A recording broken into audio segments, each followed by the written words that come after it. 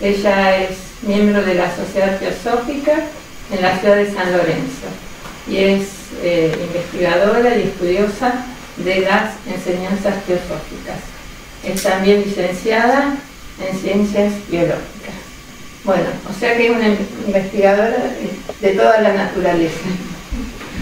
Bueno, y hoy nos va a presentar el tema que preparó para esta ocasión y se titula Evolución espiritual, una visión teosófica de cómo estar mejor. Bueno, las escuchamos. Bueno, buenas noches a todos. También les agradezco por estar acá esta noche, en un día tan especial como es el de hoy. Agradezco la invitación de la Casa Rosario para participar de estas sesiones de charlas, de lo que uno puede haber ido investigando en sus estudios teosóficos, con público interesado en la temática. Y bueno, feliz también de compartir un momento de este día en el que se conmemora la amistad con gente que considero amiga y bueno, con amigos tan especiales como se convierten en la vida de uno en este ámbito, que son los amigos, digamos, que recorren un camino teosófico a la par. Así que bueno, agradecida de estar en este momento con ustedes. Bueno, sí, como Lita les adelantaba, el título de esta charla se centra en dos temas principales, que es por un lado la evolución espiritual y por otro lado que es una temática que en teosofía está planteada como una ley, como una verdad, y por otro lado el cómo estar mejor. Son dos puntos que vamos a abordar. Voy a empezar por el último para después ir encontrando algunas respuestas en el primero. Bueno, entonces decía que me voy a centrar en el cómo estar mejor porque creo que algo que caracteriza la vida en general de los seres humanos es esta búsqueda permanente hacia un estado en donde nos encontremos bien. Creo que desde que nacemos buscamos una cierta sensación de estabilidad, de conformidad, de plenitud, y poco a poco crecemos, vamos identificando esa sensación con el nombre, ¿no es cierto?, de felicidad, de contento, de armonía, y permanentemente vamos en busca de aquello que nos haga sentir bien, impulsados por algo interno que nos lleva hacia esa búsqueda.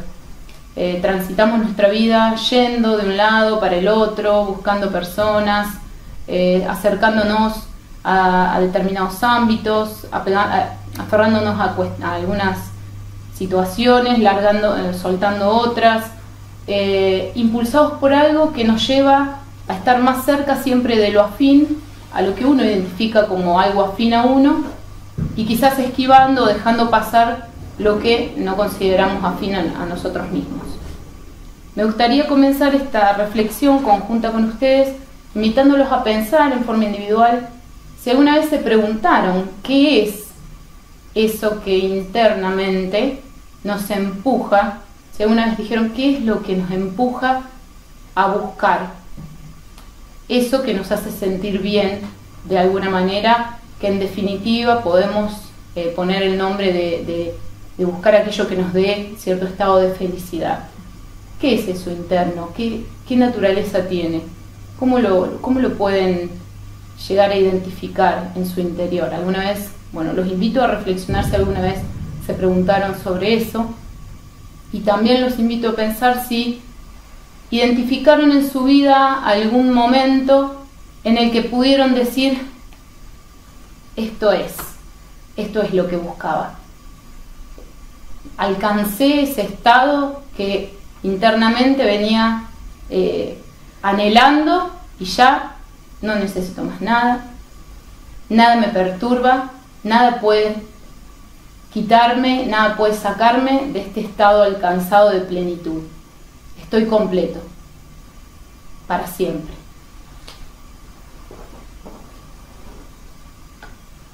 Creo que si eso hubiera ocurrido no estaríamos hoy acá charlando del tema, pero es interesante preguntárselo y hacer una retrospectiva si alguna vez hemos estado cerca de ese estado y cómo ha sido o en referencia a qué. Nosotros desde pequeños desde que nacemos nos enseñan a través de distintos ámbitos acerca del mundo en que vivimos, de la naturaleza, de la sociedad, de la historia, de cómo se compone nuestro universo, nuestro planeta, las interacciones entre los organismos que viven, el clima, las sociedades que lo componen, las distintas culturas. A lo largo de nuestra historia hemos conocido mucho sobre el mundo que nos rodea. Hasta el punto que, por ejemplo, el otro día mi hijo que va a segundo grado viene y me pregunta, o sea, es acabada la enseñanza que nosotros obtenemos del mundo en el que vivimos. Viene mi hijo de segundo grado y me dice, mamá, en la escuela me enseñaron que el hombre deriva del mono, que el ser humano se originó a partir del mono. Y me mira y me pregunta, ¿cómo puede ser eso?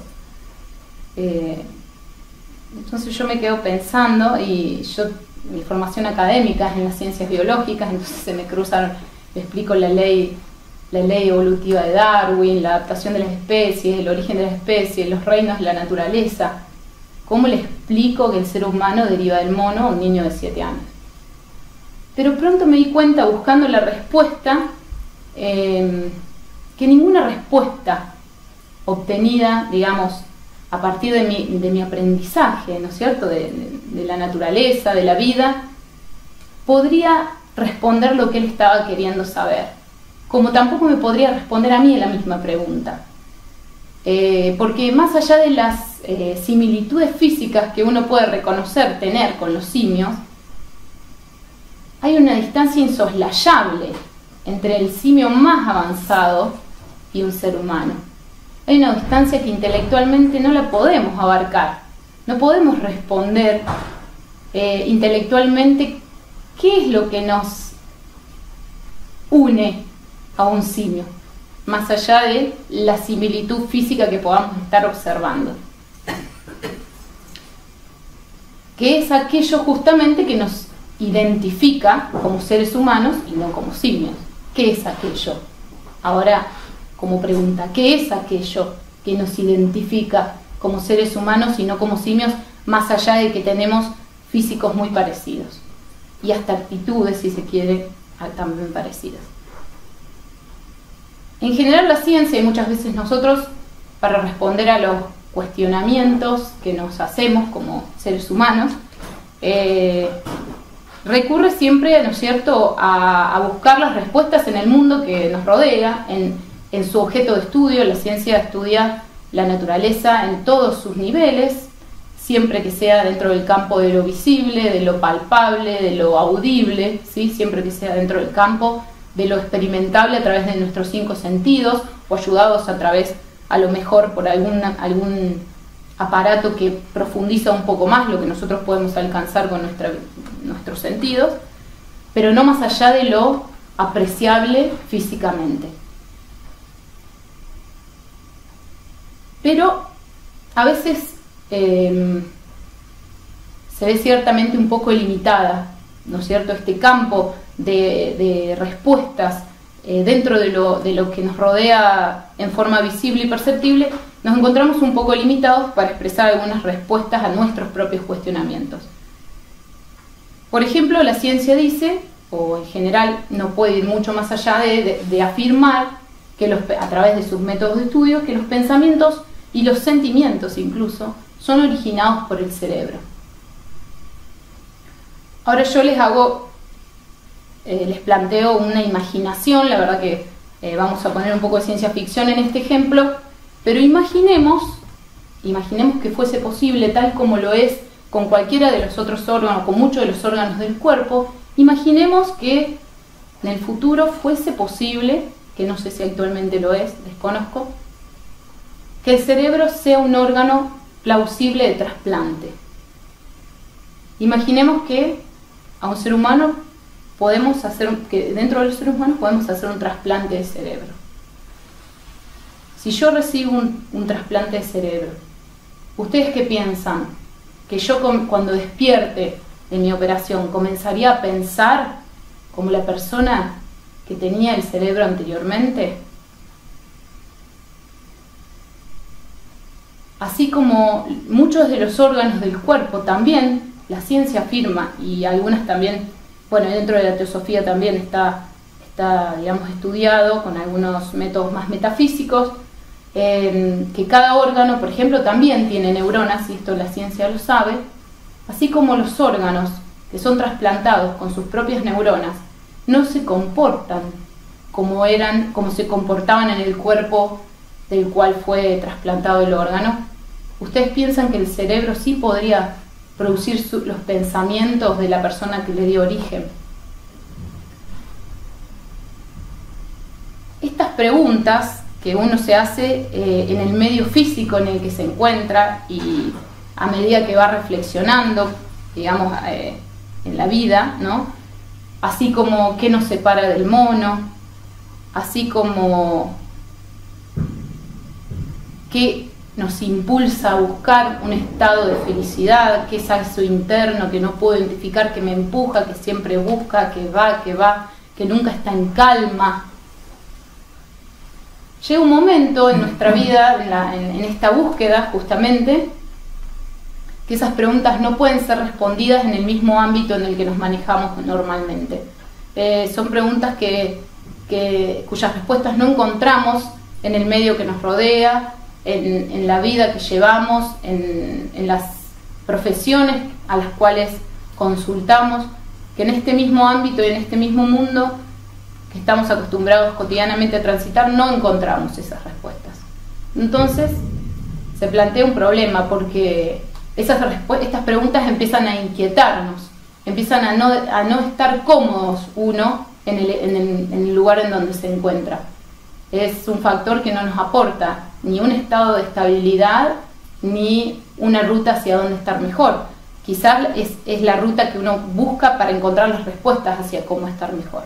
Entonces, ¿qué hacemos cuando el medio que nos rodea y todas las posibilidades que tenemos a mano no nos alcanzan para responder las preguntas que naturalmente nos surgen en la vida? ¿Dónde podemos encontrar eso que nos ayude a encontrar la respuesta?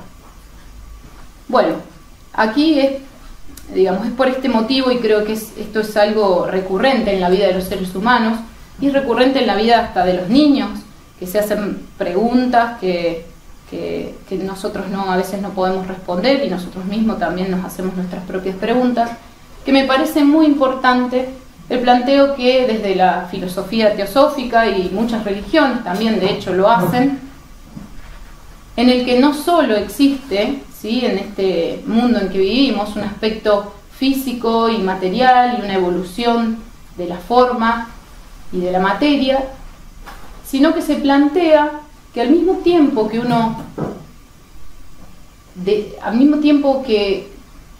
todo aquello que uno puede ver desarrollándose en la vida, con un aspecto de material, existe una evolución espiritual que acompaña y fundamenta todo ese proceso que uno percibe en la vida cotidiana y en la vida de la naturaleza y de todo el universo. Entonces, desde la teosofía, pero también insisto que uno lo puede encontrar en otras religiones, se plantea una doble evolución. Por un lado, ahora voy a hacer un esquemita, pero primero lo presento. Por un lado, una evolución material, donde las formas, la materia se va desarrollando y se va expresando en formas desde lo más simple hacia lo más complejo, desde lo más rudimentario hacia lo más funcional, donde podemos empezar a ver representadas las leyes de evolución planteadas por Darwin y por otros evolucionistas, donde podemos encontrar las leyes físicas, químicas, astroquímicas o astrofísicas representadas en esa evolución material, y donde vemos también formas muy primitivas conviviendo también al mismo tiempo con formas muy complejas y muy, podríamos decir, evolucionadas materialmente. Pero al mismo tiempo existe paralela y simultáneamente una evolución espiritual que damos en llamar evolución espiritual porque hay una fuerza interna que se está manifestando, pero que en realidad podríamos caracterizar como la capacidad de esas mismas formas de expresar un aspecto espiritual de la naturaleza que les dio origen. Lo más importante sería reconocer que en la naturaleza hay dos grandes formas de vida: la forma de vida material y la vida misma que impele a esas formas a expresarse. Podríamos hacer les voy a hacer un esquemita para ir representando un poquito mejor lo que les quiero decir.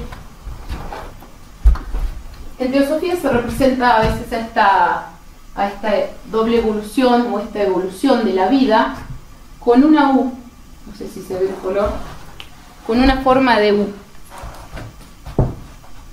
Vamos a hacer una doble U, vamos a hacer una U y vamos a ir representando como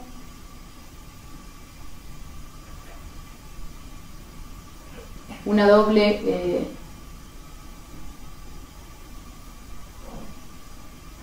estos círculos representan la materia en evolución, ¿sí?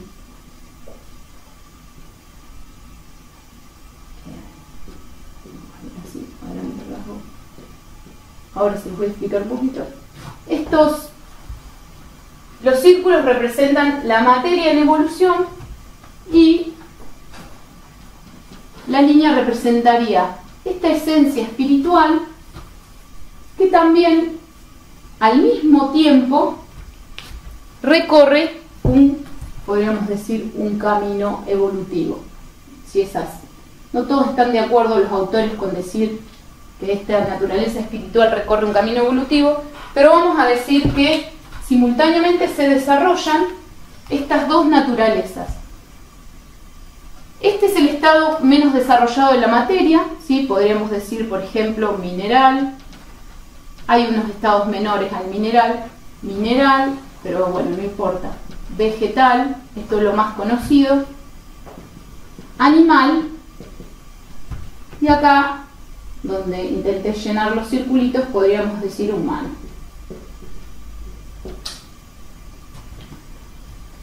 La materia, como podemos observar, va desarrollándose en la naturaleza física, y esto toda la ciencia lo reconoce, desde grados de menor diferenciación. Podemos hablar de un nivel molecular, atómico, subatómico, elemental, pero vamos a partir nomás desde acá, desde lo mineral hacia formas un poco más complejas, hacia lo vegetal. No solo más complejas, sino también más expresivas, más aparentemente vivas, ¿sí? De lo mineral va evolucionando hacia lo vegetal, hacia formas animales aún más complejas, hasta culminar en la forma que hoy por hoy físicamente podemos reconocer como de mayor complejidad y de mayor desarrollo, que es la forma humana. Estas formas, cada vez a medida que la forma material se va complejizando y se va desarrollando, va siendo más capaz de transmitir esta naturaleza espiritual o esta energía interna que la vida tiene. De hecho, que uno puede reconocer que un mineral está menos vivo, entre comillas, que un vegetal. Tiene menos expresión, ¿no es cierto?, que un vegetal. Y un vegetal tiene menos expresión que un animal.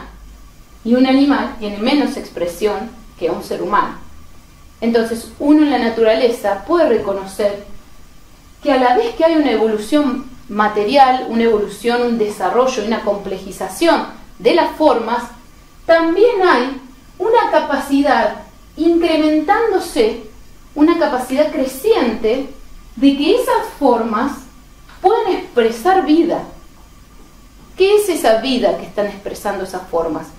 Es esa naturaleza espiritual, es esa evolución paralela, es esa energía interna que justamente está presente desde el inicio y cada vez más se va pudiendo expresar en esas formas cada vez más desarrolladas. Esto coincide perfectamente con lo planteado por todos los científicos de todas las edades. De hecho, que Aristóteles y otros evolucionistas planteaban que el ser humano estaba en la punta de una pirámide, que el ser humano era lo mayor, lo más importante, lo más desarrollado, y que por debajo venían las otras especies. Esto muchas veces se utilizó de una manera errónea para simbolizar que el ser humano era superior, que era el objetivo de toda la creación, y que era superior a toda otra especie, y que por lo tanto presentaba muchos más privilegios y derechos que cualquier otro ser en la cadena de organismos.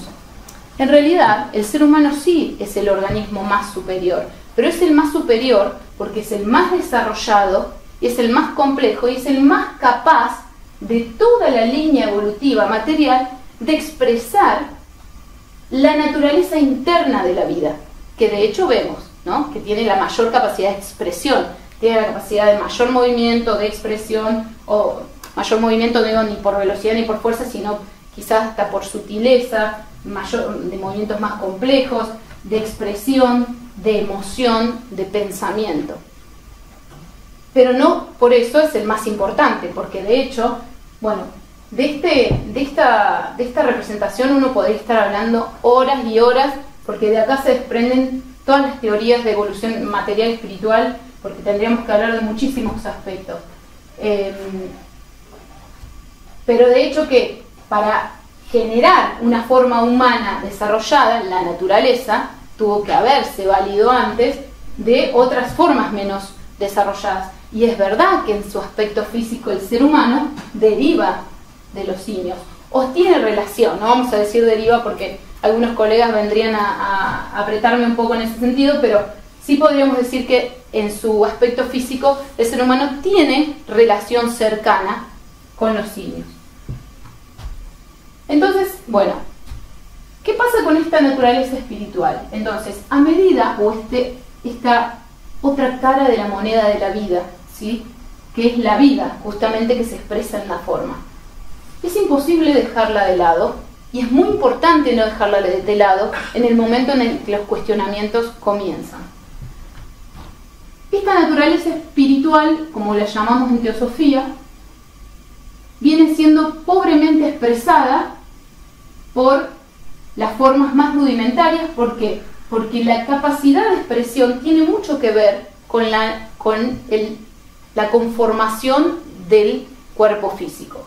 Hay estructuras destinadas en el ser humano ya completamente formado a poder expresar esta naturaleza interna, capacitadas. No quiere decir que habiendo llegado al reino humano uno exprese naturalmente esa energía interna, esa naturaleza espiritual, porque de hecho vemos que también dentro de lo que es el reino humano hay muchísimas diferencias de desarrollo físico, desarrollo moral, intelectual, emocional, que van presentando un degradé.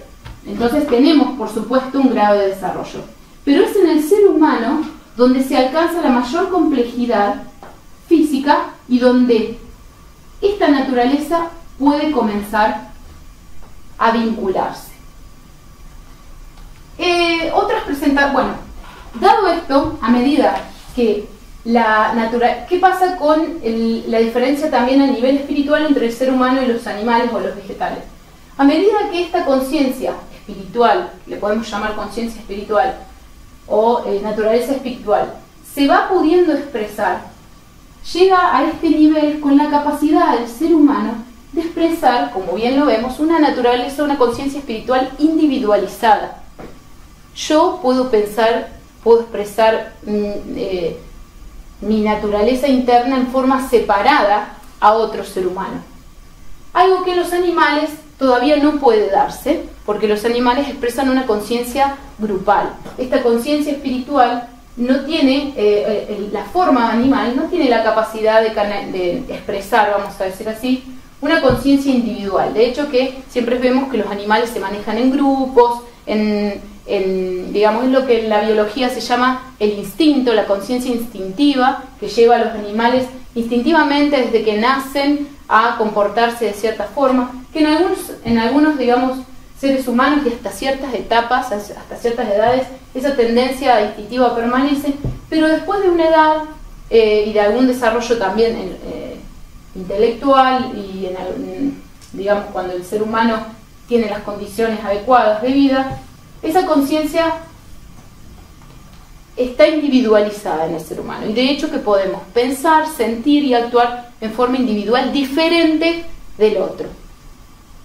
Eso hace que a medida que este proceso avanza también, esa identificación con uno, esa conciencia de sí que adquiere el ser humano, haga que el ser humano comience a autoidentificarse con sí mismo, separado del resto, y empiecen a surgir una autoidentificación normal y natural con su cuerpo físico, con su forma de sentir, con su forma de pensar, separado del resto, y adquiera toda una cultura personal que hace que se identifique consigo mismo y se separe del otro. Por eso se dice que este extremo de la U es el extremo de la separatividad. Porque es donde porque es donde las formas humanas o las formas materiales llegaron al extremo de su desarrollo, y al llegar a ese extremo y de tan complejo desarrollo se genera una conciencia de sí material muy fuerte también, una autoidentificación con esa forma material, y se genera la conciencia separada en el ser humano del resto, lo cual conlleva un montón de otras cosas, como es, bueno, la autoimportancia, el egoísmo, la preservación personal por encima del resto, y donde, si bien acá están dadas las condiciones para que esta naturaleza espiritual sea, digamos, expresada individualmente, dado que paradójicamente es la parte material más consolidada de esta etapa evolutiva, es donde más difícil se hace reconocer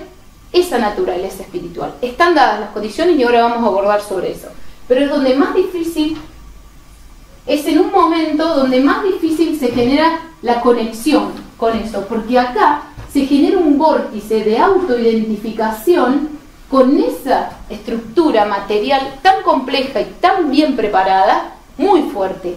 Y ese vórtice de autoidentificación genera una separación o una distancia con esta energía espiritual que ya estaría preparada a ser expresada por esa estructura material, por este cuerpo. En cambio, en este estado se habla que es el estado de plena unidad. Acá se habla en términos de del mayor grado de materialismo, y acá se habla del mayor grado de espiritualidad o menor grado de materialismo, porque ya sea se aborde de una punta o de la otra, la materia en este extremo está en términos de poca densificación, si se quiere, poca identificación con sí misma. Los cuerpos acá, tanto sea el mineral, el vegetal, o ya vamos a ver estos que son, no tienen la autoidentificación consigo mismos que les impida percibir un estado de unidad. ¿Por qué un estado de unidad? Bueno, porque se dice que la naturaleza espiritual o la vida, que las formas están capacitándose para expresar o están preparándose para expresar, en realidad es un estado espiritual que trasciende, ¿sí?, estas diferencias, que trasciende la separación material y que es un estado de unidad espiritual donde todas las formas de vida se encuentran vinculadas. Sobre eso vamos a hablar un poquito más. Entonces, hablábamos de que a mayor complejidad, mayor expresión, ¿sí?, de esta vida interna, y hay una mayor conciencia de sí. Entonces transcurre nuestra vida, ¿sí? Nosotros somos seres humanos, pertenecemos al grado de mayor desarrollo, para conectarlo un poco con lo que veníamos hablando, y transcurre nuestra vida, ya somos capaces de planificar, somos capaces de tener una vida ordenada, de proyectar a futuro, de encarar una profesión, de tener una familia, si las condiciones, ¿no es cierto?, más o menos nos lo permiten, somos capaces de hacer todo lo que querramos. Tenemos la capacidad física y mental para hacer todo aquello que nos creamos o que nos dispongamos a hacer. Pero llega un momento en la vida del ser humano que ya está, que uno realmente dice, bueno, ya puedo planificar mi vida, tengo una vida más o menos organizada, sí, soy capaz de pensar, tengo un trabajo. Llega un momento, y cada uno, o sea, no es en todas las personas el momento, en que nos empezamos a decir, está todo bien, pero llega una meseta en el que no sabemos o sea, decimos, estamos acá, ¿y qué más hay? ¿Y qué pasa ahora? Somos capaces de hacer todo. Pero, ¿qué pasa? Ya está, ya tengo mi vida más o menos acomodada, pero no me siento completo, no estoy completo, no estoy pleno. ¿Qué pasa ahora? Bueno, ese es el punto en el que se produce una inflexión a esta altura. Ese es el punto en el que la complejidad física adquirida por el ser humano cumplió su función. Y ahora entra, digamos, eso es un punto natural en la vida del ser humano que llegue, en las vidas, porque hay algo que uno tiene que tener en cuenta. Así como esto no se generó de un año para el otro en la naturaleza, en el universo, el mineral no generó el vegetal, y de esto podría ser, por supuesto no vamos a entrar en cómo pasa del mineral al vegetal ni del vegetal al animal, porque tendríamos que abordar otro tipo de estudio, pero así como esto se dio tras milenios y milenios de años de evolutivos a tiempos geológicos, la evolución dentro del mismo reino humano y el despertar de esta conciencia, la optimización de este cuerpo, digamos, de estos vehículos, y cuando hablo de cuerpo no solo hablo del cuerpo físico, sino de todo lo que nos compone, que es nuestro cuerpo físico, nuestro cuerpo emocional, nuestro cuerpo mental y más allá. Esa optimización no se da de un día para el otro. Ese desarrollo, ese despertar de la conciencia personal y del darse cuenta de lo que uno es y de lo que puede ser, obviamente se asume, ¿no es cierto?, dentro de los estudios teosóficos, se asume que la reencarnación es una realidad y que este trabajo lleva muchas vidas de ser desarrollado por esta entidad individual, este pedacito de esta matriz única de la vida, esta matriz única de la vida que se va cristalizando en formas que cuando llega al ser humano se cristalizan de forma individual en cada uno de los cuerpos. Esas cristalizaciones llevan vidas y vidas de ser despertadas a la vida, esa conciencia espiritual. Entonces, bueno, se asume que la reencarnación en este tipo de estudios es una hipótesis, pero bueno, los que estamos, digamos, que lo creemos lógico, para este tipo de abordajes es necesaria realmente.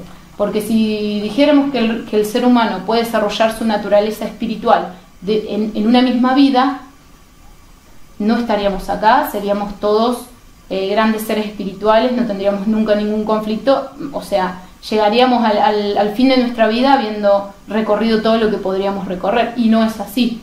Los seres humanos no vivimos en general todos la misma vida y todos en una vida llegamos a un estado de completitud espiritual, los que buscamos. Entonces, ese desarrollo, ese despertar interno, de esa conexión y expresión de esa naturaleza espiritual de la vida no se puede dar en el término de una sola vida, o al menos es lo que, digamos, desde mi punto de vista me parece lógico. Entonces, se produce, decía, en este momento el punto de inflexión donde la complejidad del ser humano ya llegó a un estado de perfectitud, diríamos, donde lo físico ya más o menos está alcanzado, el mayor grado físico, y resta comenzar a recorrer ese camino de ascenso, podríamos decir, donde se cumpliría el verdadero propósito de esta evolución material que se plantea en todas las ciencias de la naturaleza y del universo. El verdadero propósito de llegar a estos estados humanos tan avanzados es expresar esta naturaleza espiritual. Entonces llega un momento en nuestra vida que realmente reconocemos que lo físico ya está, ya la casa me está quedando chica, ya no encuentro una gran motivación para seguir buscando en este mismo lugar, o la búsqueda en este mismo lugar no me da respuesta, o me cambio de trabajo, me cambio de lugar de vivir, o me cambio de profesión, o busco esto y busco lo otro. Ya en este entorno no estoy encontrando la estabilidad, la armonía, y es porque ya llegamos a esa meseta, estamos acá, en esta meseta.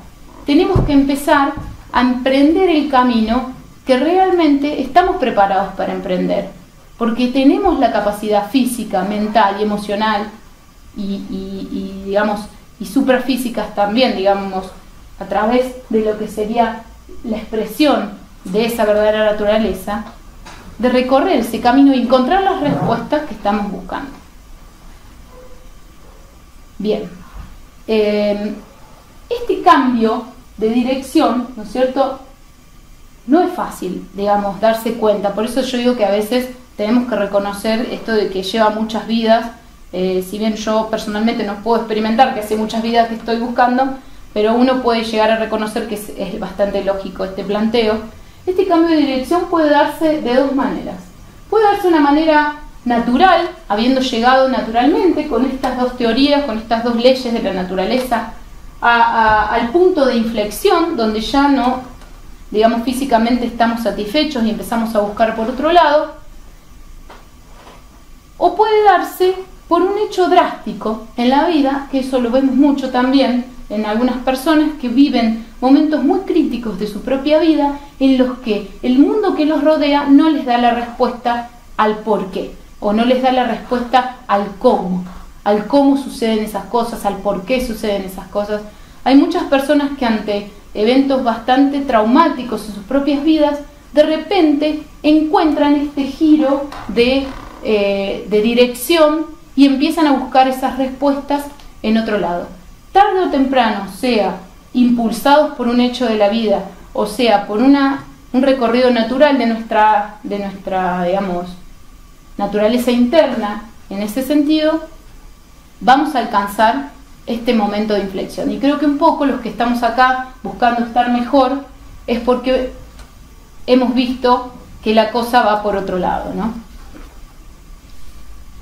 Bueno, ahí, a partir de este momento, este punto de inflexión, empieza lo que sería la búsqueda verdadera. La verdadera búsqueda de ese estado que nos permita encontrar la armonía que estamos buscando desde que nacimos y desde que empezamos a buscar, porque al principio esa estabilidad se buscaba en las personas, en la vestimenta, en los trabajos, en la familia, pero empezamos a ver que acá empieza la verdadera búsqueda de aquel estado que no cambia, aquel estado que puede permitirnos realmente encontrar una situación de armonía, de felicidad, de estabilidad y de plenitud interna.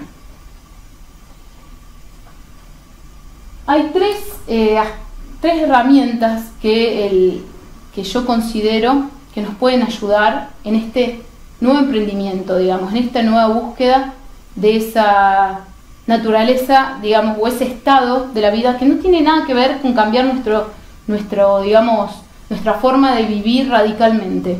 No tiene nada que ver con eso. Es simplemente cuando uno se da cuenta que la respuesta ya no la encuentra en los lugares donde la venía buscando. Hay 3 cosas que nos pueden ayudar a empezar a transitar este sendero en un sentido distinto al que veníamos. Uno es el silencio interno, no necesariamente el silencio externo, porque venimos de vidas y vidas de búsqueda, vidas y vidas de ruidos de distintos tipos, de preguntas, quizás hasta de confusión en nuestra propia vida, y creo que el silencio interno es lo primero que necesitamos emprender para poder empezar a percibir algo diferente a lo que a lo que estábamos acostumbrados a percibir. El segundo punto es autoobservación y autoconocimiento. Ahora después un poquito me voy a explayar sobre eso. Y el tercer punto es estudio. ¿Por qué estos 3 puntos que yo desde lo personal considero importantes? El autoconocimiento, porque como les comenté antes, ahora es uno mismo el que tiene que buscar esta realidad interna que se está expresando a través de sí, ¿no? Y es a partir de uno mismo que la vamos a encontrar. Ya no podemos más seguir buscando afuera, ya no tiene sentido seguir mirando hacia afuera. Esa realidad interna está en nosotros, es realmente interna. Entonces, además de hacer silencio, debemos empezar a observar y tratar de empezar a conocer nuestra propia cara de la moneda, nuestra propia otra cara de la moneda. Y estudio porque la percepción de la realidad espiritual o de la vida realmente que se expresa a través de nosotros, uno a veces dice realidad espiritual, es la vida que se está expresando, como decíamos que en la piedra no la vemos expresarse y en nosotros sí, es esa diferencia entre el mineral y el ser humano, esa diferencia es la vida, esa es la esencia espiritual que se está expresando, la que no la vemos en la piedra y sí la vemos en nosotros, pero que no quiere decir que no esté, sino que justamente son distintos los vehículos que la están expresando, para poder captar o para poder empezar a percibir esta naturaleza interna que nos conforma y que nos da la vida y hacia aquello donde queremos aspirar a conocer, debemos estar en sintonía, ¿sí? Un ser, para poder percibir esa realidad interna, debe empezar a estar en sintonía con aquello que realmente es. Es como tener una radio perfectamente conformada, pero necesitamos sintonizarla, ¿sí? Nosotros tenemos la radio perfecta. El ser humano tiene la radio perfecta para sintonizar la frecuencia adecuada. Solo tenemos que entrar en esa sintonía. Entonces, cuando estos puntos de inflexión se producen, que nosotros notamos que estamos en este punto de inflexión, que a veces es muy crítico en la vida de una persona, porque a veces no encontramos la salida, no sabemos por dónde buscar, y empezamos a buscar por lados que en vez de tirarnos para adelante nos vuelven a tirar para atrás, hacia el lado del egoísmo, de la separatividad, o hacia el lado del apego a determinadas cuestiones. Es importante este punto de inflexión.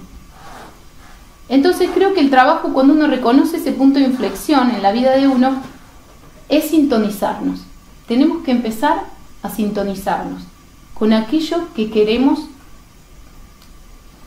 transmitir o aquello que creemos que queremos percibir, digamos, ¿no? Aunque todavía no lo hayamos podido experimentar verdaderamente.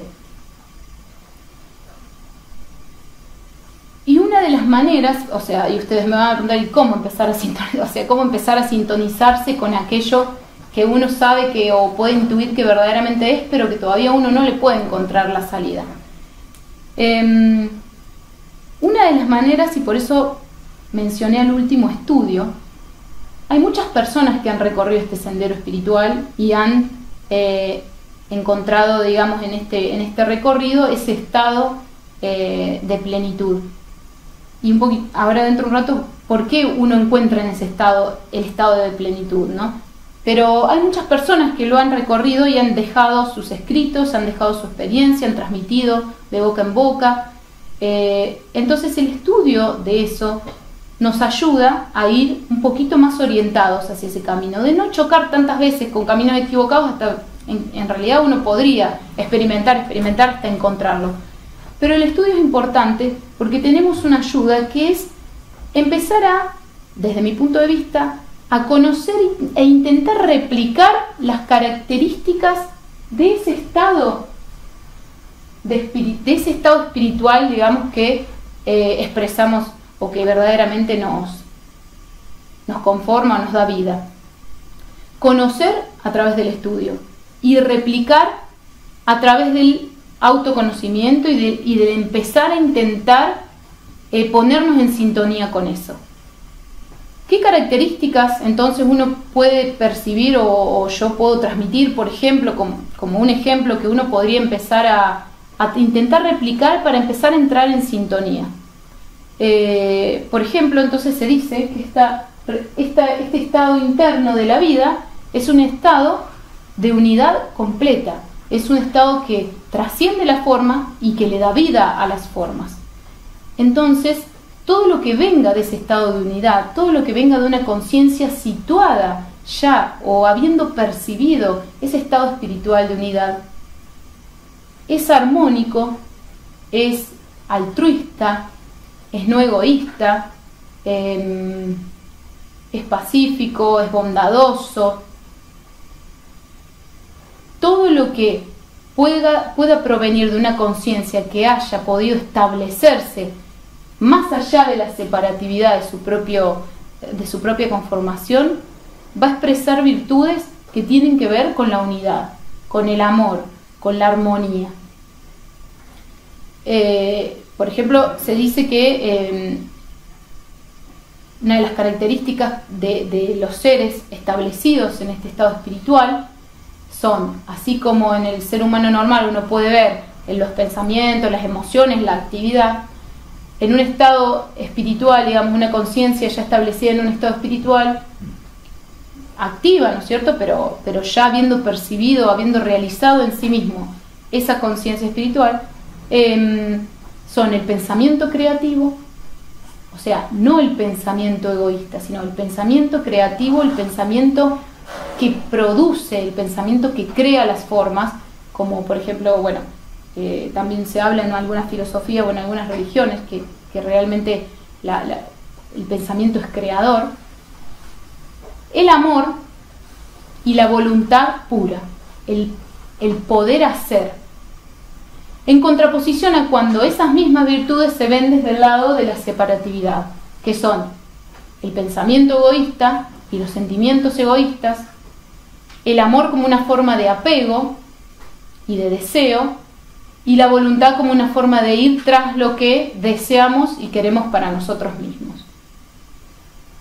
Entonces, empezar a percibir o a pensar en esas virtudes que caracterizan un estado en el que uno podría estar percibiendo su verdadera naturaleza interna, nos empieza, quieras o no, a poner en esa posición, en sintonía con ese verdadero estado.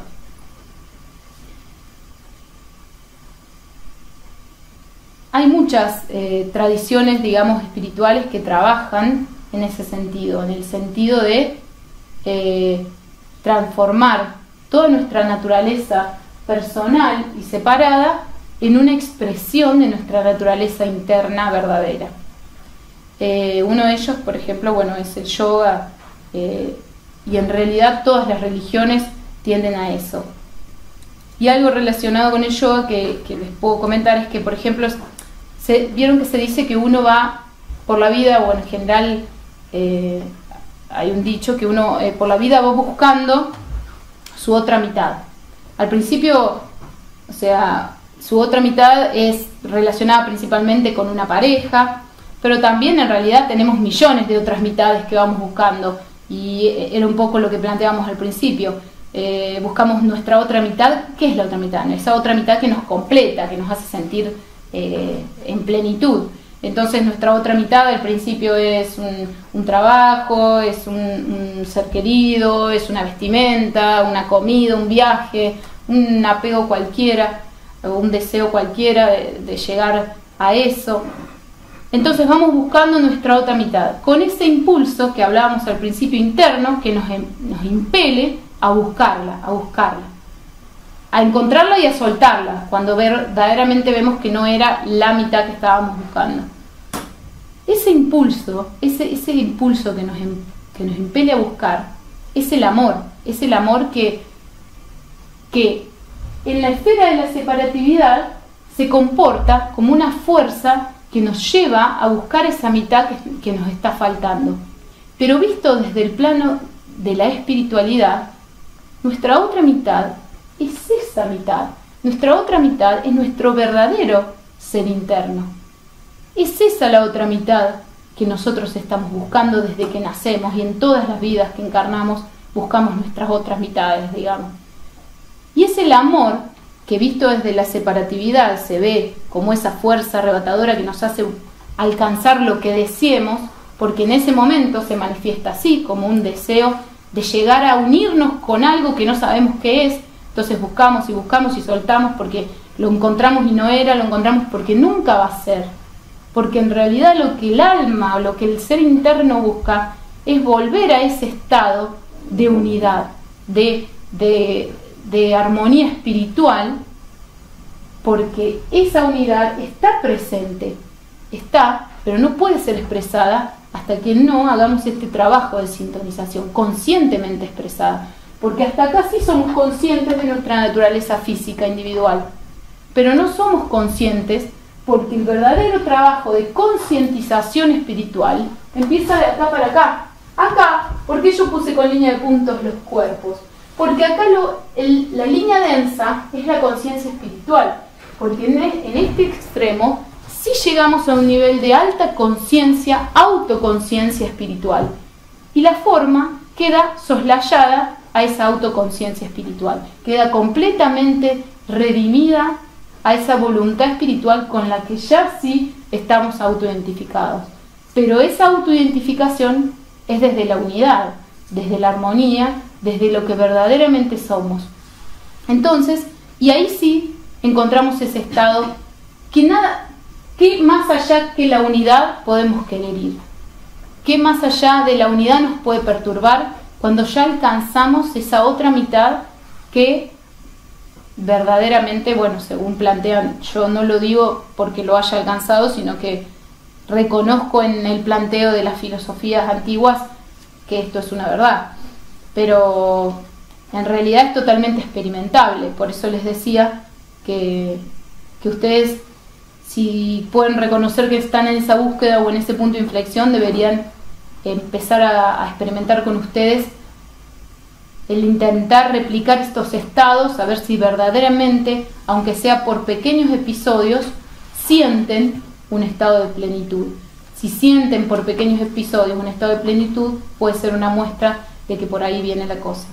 Pero entonces les decía, el amor es esa fuerza que nos lleva a encontrar la otra mitad, que, visto desde este punto de vista, es encontrar mitades materiales, pero una vez emprendido este camino, es encontrar realmente esa mitad espiritual que justifica todo el otro proceso. Todo el proceso fue necesario y todo nos preparó para que en un momento reconozcamos que nuestra otra mitad es nuestro verdadero ser interno, es nuestra verdadera naturaleza interna, y que ese es el verdadero amor, es la verdadera fuerza que nos impulsa a buscar. Entonces toda la vida podría plantearse como una gran tragedia amorosa, en el que la materia y el espíritu se separan, recorren un camino no reconociéndose a sí mismos, al uno al otro, como dos caras de una misma moneda, y concluyen en un momento con la posibilidad de encontrarse y empiezan a recorrer un camino juntos de autodescubrimiento y de autorreconocimiento, como unos, como una sola realidad, esa materia y ese espíritu. Y es el ser humano en donde el hecho puede consumarse, donde la tragedia amorosa puede realizarse, digamos, felizmente. Es el ser humano donde esto está preparado para desarrollarse. Es allí donde podemos, o sea, somos nosotros los que podemos empezar a convertir a esta tragedia con un final feliz. Y es realmente así. En todas las filosofías plantean que el amor es la fuerza que mueve el universo. El amor es, ¿por qué? Porque es el amor el que nos mueve. Al principio el amor es un deseo, es un apego, es querer buscar algo que nos gusta, pero después el verdadero amor es encontrarnos a nosotros mismos, encontrar ese estado de plenitud. Y es el amor a la unidad, digamos, no es un amor que nos va a llevar a tirarnos hacia el camino que ya recorrimos. Por eso hay muchas, hay muchas maneras, se plantean, este camino de regreso puede ser recorrido de distintas maneras. Yo no propongo ninguna en particular. De hecho, bueno, les hablaba del yoga hace un ratito porque yoga tiene una raíz sánscrita que es yang, que significa unión. Justamente, el camino del yoga, del verdadero yoga, sabemos que el yoga tiene derivaciones de distintos tipos, digamos, pero el yoga que une todas esas derivaciones y está desarrollado para que el ser humano lo haga en forma completa, desde las tradiciones, digamos, que le dieron origen a esa filosofía de vida, es unir. Su verdadero motivo es unir. ¿Unir qué? Unir esto. Unir la materia con el espíritu. Unir lo que está separado en nosotros y que somos nosotros los que los tenemos que unir. No hay otra vuelta a los cuestionamientos, no hay otra salida a la falta de respuestas que podamos, o a las preguntas que nos podamos hacer. Y bueno, y como para terminar, ¿dónde buscar o dónde comenzar la búsqueda? En nosotros mismos. Este camino se camina en conjunto, porque puede ser caminado en conjunto, pero es individual. El trabajo es individual y es hacia adentro, basta de buscar afuera. Ya afuera sabemos que la vida, uno puede buscar afuera intentando mirar lo que podríamos intentar reconocer en nosotros mismos, porque detrás de todos está lo mismo. Esta unidad es como decir que, por ejemplo, ver 2 cubitos de agua y decir que son cosas diferentes, cuando sabemos que en su estado líquido o gaseoso inclusive, más aún, son exactamente lo mismo.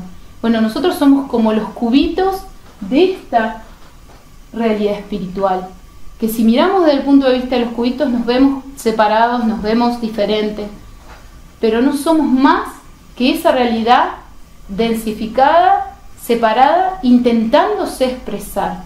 Y tomemos la responsabilidad y démonos la importancia como seres humanos que tenemos, porque somos los únicos de toda esta cadena que pueden hacer el trabajo de descubrir esa realidad espiritual. No hay nadie más. Sí, todos los que vengan para arriba, que son seres humanos también, que están en ese camino, pero es acá donde comienza el verdadero trabajo. Somos nosotros y lo podemos hacer. De hecho, muchas personas están en ese camino y bueno, tenemos vastos ejemplos en los líderes religiosos de todas las religiones y los grandes filósofos hablan de esto y evidentemente lo han realizado. Por eso, bueno, mi recomendación en cuanto a lo que sería la evolución espiritual o la búsqueda espiritual para estar mejor es emprender el camino interno a través de estas herramientas al principio, aunque sea el silencio, el estudio, que nos va a guiar hacia dónde ir y el autoconocimiento. Bueno, muchas gracias.